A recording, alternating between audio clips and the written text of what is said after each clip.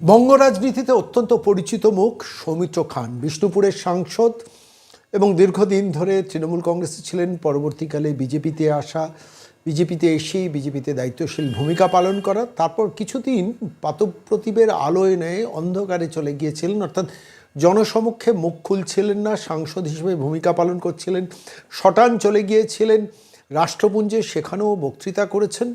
রাঢ়বঙ্গে সেই মানুষটি সৌমিত্র খান, রাজ্য বিজেপির অন্যতম সাধারণ সম্পাদক। আমি সংবাদটা পেয়ে সরাসরি বিষ্ণুপুরের সৌমিত্র খানকে সরাসরি যোগাযোগ করেছিলাম, প্রশ্ন করেছিলাম তাকে বেশ কিছু, কিন্তু তার মধ্যে যে মূল উত্তরটা তিনি দিলেন যে সৌমিত্র খানকে অনেক দিন আগেই ভারতবর্ষের সর্বশক্তিমান স্বরাষ্ট্রমন্ত্রী অমিত শাহ ইঙ্গিত দিয়ে রেখেছিলেন যে এবার তোমার সংগঠনের দায়িত্বটা নিতে হবে। সেটা যে সাধারণ সম্পাদক সেটা কি জেনেছিলেন, বুঝেছিলেন? সৌমিত্র খানের বক্তব্য হচ্ছে যে ইশারা পেয়েছিলাম, আমাকে সর্বভারতীয় স্তর থেকে, কেন্দ্রীয় বিজেপি স্তর থেকেও কেউ কেউ ইঙ্গিত দিয়েছিলেন এবং অবশ্যই অমিত শাহজি আমাকে বলেছিলেন, এবং তারপর বলেছিলেন যে পরিষ্কারভাবে এবার সংগঠনে আসতে হবে, সংগঠনের দায়িত্বটা নিতে হবে, এবং ঠিক 2026-এর নির্বাচনের এই মুহূর্তে দাঁড়িয়ে রাজ্য বিজেপির অন্যতম সাধারণ সম্পাদক হলেন সৌমিত্র খান। তাকে সরাসরি প্রশ্ন করেছিলাম আজ রাত থেকেই কাজ শুরু না কাল সকাল থেকে, বলে আজ রাতে বিষ্ণুপুরে বিভিন্ন মানুষের কাছে গেলাম এবং কাল সকাল থেকেই বেরিয়ে পড়ব এই রাঢ়বঙ্গ থেকে তৃণমূলকে উৎখাত করতে। বলেন যে ভাইপো আসুক, পরিষ্কার ইনভাইট করছি। আমি জিজ্ঞেস করেছিলাম যে বাঁকুড়ার মাটিতে কটি সিট তৃণমূল পেতে পারে, কটি সিট আপনারা বিজেপিতে পেতে পারেন? সরাসরি প্রশ্নের উত্তর দিয়েছেন খুল্লা কিছু কথায় সৌমিত্র খান বাংলার মনকে। নমস্কার সৌমিত্র দা, সন্ময় বলছি। হ্যাঁ দাদা, নমস্কার। নমস্কার দাদা, অভিনন্দন, শুভেচ্ছা, রাজ্য বিজেপির সাধারণ সম্পাদক হলেন। কি হ্যাঁ কিরকম দাদা, আপনাদের লাগছে? ভালোবাসা। হ্যাঁ সত্যি কথা বলতে দাদা, আমি তো সংগঠন করে, আমার ছোট থেকে সংগঠন করাই জীবন। হ্যাঁ। তো সংগঠনেরই ছেলে। হুম তো এবং যুব মোর্চার সভাপতি ছিলাম রাজ্যের।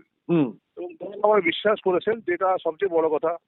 আমার অনেক ভুল ভ্রান্তি ছিল, তা সত্ত্বেও ভারতীয় জনতা পার্টি কেন্দ্রীয় নেতৃত্ব এবং শ্রমিকদা এবং আমার পুরো রাজ্য নেতৃত্ব সবাই আমাকে সাপোর্ট করছেন এবং আমাকে জায়গা দিয়েছেন। আমি আমার চেষ্টা করবো অন্ততপক্ষে আমার আমার যতটুকু আমার দলকে সহযোগিতা করা যায় সেটার জন্য আমি চেষ্টা করবো। দল তো ধরুন খুব ভালোই চলছে, দল তো সংগঠনে আসে যায়, সবই সময়ের জন্য পরিবর্তন হয়ে থাকে। বাঁকুড়ার কটা সিট দেবেন? বাঁকুড়ায় 12 করবো।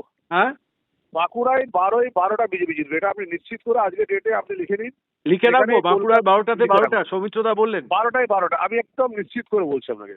আচ্ছা, আর আর ভাইপোর গ্রেফতারি চাইবেন অমিত শাহজির কাছে? আমি একটা কথা পরিষ্কার বলি, এই ব্যক্তিটা যে নাম করলেন, এটা হচ্ছে ব্যক্তির নাম বলিনি, ভাইপোর নাম বললাম। যাই হই, এটা হচ্ছে ইনি হচ্ছেন পুরোপুরি একটা বিজনেসম্যান। ইনি হচ্ছেন পুরো টাকা তুলছেন, টাকা তুলে নিয়ে চলে যাচ্ছেন বিদেশে ফান্ডিং করছেন।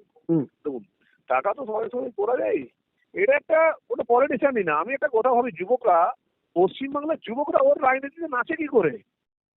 সেটা তো প্রশ্ন। কিন্তু সৌমিত্র দা আপনি সাংগঠনিক লোক বলে আমি আপনাকে সরাসরি প্রশ্নটা করছি। বাংলার মানুষ তো সেটিং তত্ত্বটা ভাঙতে চাইছে, আমরা সবাই চাইছি, আপনিও চাইছেন যে কোনো মানুষ যেন বিশ্বাস না করে দিল্লির সঙ্গে সেটিং আছে।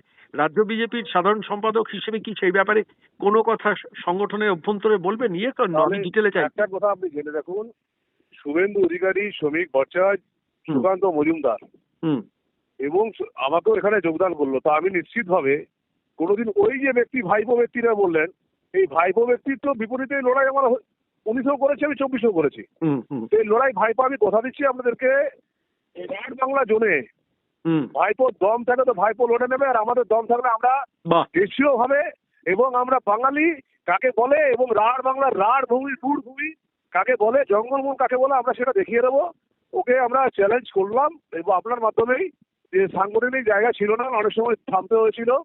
দল যখন সুযোগ দিয়েছে, দল আমায় যখন ভরসা করেছে, এবং আমি আমার এই 3 নেতৃত্বকে সামনে রেখে, আমার কোনো মন্ত্রিত্ব লোভ নেই, আমার কোনো কিছুই লোভ নেই। আমার শুধু একটাই আশা, যে এই রাজ্য সরকার তৃণমূল কংগ্রেসকে দূর হাঁটানো, এই রাজ্য সরকারকে হাঁটাতেই হবে। কারণ সত্যি কথা বলতে একটা বুর্জুয়া পরিবার গোটা পশ্চিমবাংলাকে শাসন করছে, এটার বিপরীতে আমাকে লড়তেই হবে এবং আমি রক্ত দিয়ে আমি লড়বো।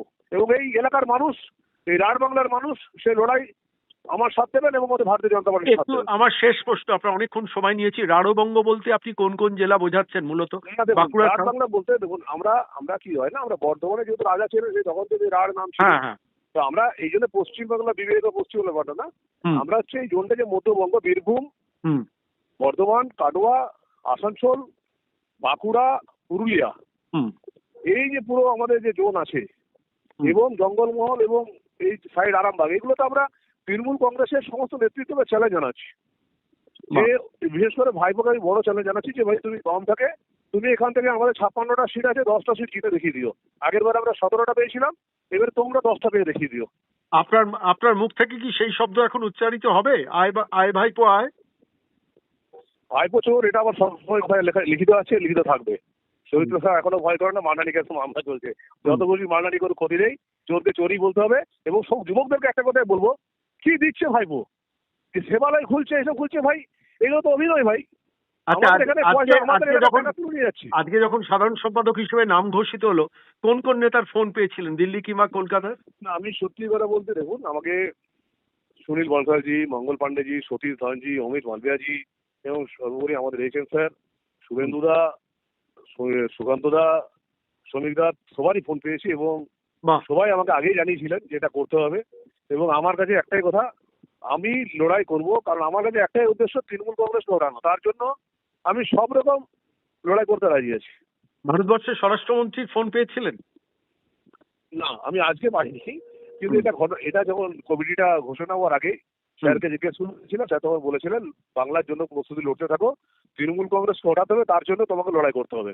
অনেক রেস্ট নিয়েছো, এইবার যুব মোর্চা করার পর তুমি 24 থেকে অনেক রেস্ট নিয়েছো, আর রেস্ট নয়, আপনি তো রেস্ট তোমাকে লড়তে হবে, পেয়েছিলেন, এটা আপনি বুঝে তো সর্বভারতীয় বিজেপি নেতৃত্বের কাছে না, রেস্ট এটা- পেয়েছিলেন। আমি ভেতরে খবর দেখুন, জানি, আপনি একটা- লুকোবেন না। না না না, দেখুন একটা কথা কি হয় জানেন তো, হ্যাঁ। এটা সত্যি কথা যে সংগঠনে দীর্ঘদিন করেছি, তার জন্য একটু বলছিলাম যে আমি একটু হালকা চলি এবং মানে সেই সময়টা তার জন্য কি দিয়েছিলেন। রাষ্ট্রপুঞ্জে ভাষণ দিয়ে আসার জন্য কি সময়টা চেয়েছিলেন? না না না, আমাকে দেখুন দল পিএম স্যার এবং এইচএম স্যার আমাকে ভালোবেসে ওখানে পাঠিয়েছিলেন। হুম, ওটা একটা স্বপ্ন পূরণের মতো ব্যাপার। হুম, অনেক মন্ত্রী হয়, কিন্তু সত্যি কথা বলতে ওই অ্যাসেম্বলি, রাষ্ট্রপুঞ্জের অ্যাসেম্বলির ওই পোডিয়ামে স্পিচ দেওয়াটা আমার কাছে একটা স্বপ্নের মতো ছিল। এটা অ্যাজ এ বাঙালি হিসেবে গর্বিত বোধ করি। তবে আজকে এটা যখন ঠিক এই কথা। দায়িত্ব পেলেন, প্রথম কার কথা আপনার মনে এসছে? সত্যিটা বলবেন। না না, আমি নিশ্চিত করে বলছি আপনাকে, আমার একটা কথা মনে পড়ছে 2019 সালে যখন আমি তৃণমূল কংগ্রেস ছেড়েছিলাম, আমি যে সঠিক ছিলাম। মুকুল রায়ের এবং কথা মনে দল- পড়ছে না একবারও? না, মুকুলদার কথা আমার মনে পড়ে, মিথ্যে কথা বলবো না, হ্যাঁ। মুকুলদার কথা আমার নিশ্চিত হয়ে মনে পড়ে, কারণ মুকুলদার হাত ধরে আমি সংগঠনের ব্যাপারটা বুঝেছি হুম, এবং উনি যুব তৃণমূলের প্রেসিডেন্টও করেছিলেন। আমার এই আপনার ফোনটা আসার আগেই একজনের সাথে কথা ছিল যে মুকুলদা একটা অন্তত যে আমি ওনার দেখাও করতে গিয়েছিলাম, এখন তো শরীর সেই নেই আর, তো কিন্তু ওনার কথাটা সর্বোপরি মনে পড়েছে। অনেক অনেক ধন্যবাদ সৌমিত্রদা, ভালো থাকুন, লড়াই শুরু করুন। আজ রাত্রির থেকেই কি আপনাদের আজ রাত সহযোগিতা থেকেই চাই। কি রাত জাগা শুরু করবেন 2026-এ সরানোর না, জন্য? আমি এখন আমার এলাকাতে বিশিষ্ট জন যারা ছিলেন, বয়স্ক মানুষ ছিলেন, তাদেরকে প্রণাম করে এলাম, নিজের গ্রামের বাহ। মানুষকে প্রণাম করে এলাম যে যুদ্ধে নামছি। হ্যাঁ, যদি একটু সময় কম দিই তো তোমরা কিছু মনে করো না তো, কারণ বিষ্ণুপুরে একটু সময় তো দিয়েছি, হুম। অনেক প্রকল্প এনেছি, তো এইবার একটু পশ্চিম বাংলার জন্য আমাকে দল সুযোগ দিয়েছে, তো লড়তে হবে। অনেক ধন্যবাদ সৌমিত্রদা। আগামী সকাল থেকে নেমে যাবো। অনেক ধন্যবাদ সৌমিত্রদা, ভালো থাকবেন। আপনার গতি বৃদ্ধি হোক। শুভ